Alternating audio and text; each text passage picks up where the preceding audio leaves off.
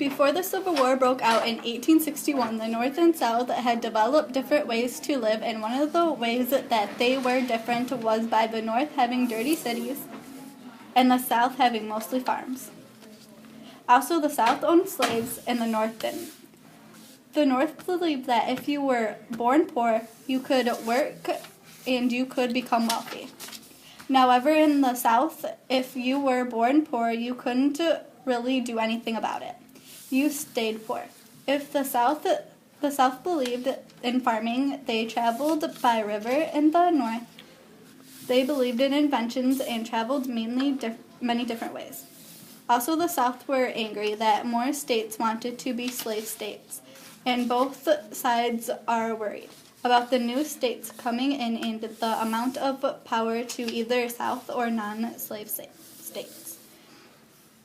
In the Compromise of 1850, California becomes a free state. New Mexico and Utah had to choose to be free or slave. D.C. is a neutral fugitive slave act, which involves Southerners being able to get their slaves back.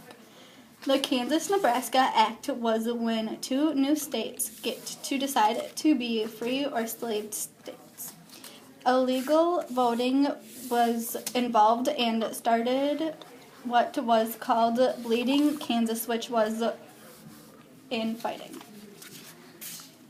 Raid on Harper's Ferry is when John Brown and his 5 sons tried to arm slaves to fight to be free against their owners.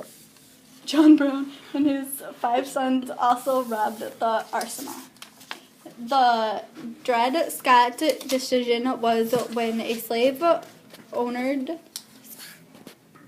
moved from state to state with his owner and moved to free and slave states. He tried to sue his owner for freedom. The election of 1860 provided that the North and South could no longer get along. 11 southern states seceded from the Union and the Civil War began.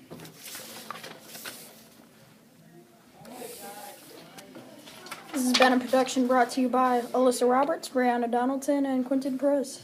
Except my name goes first.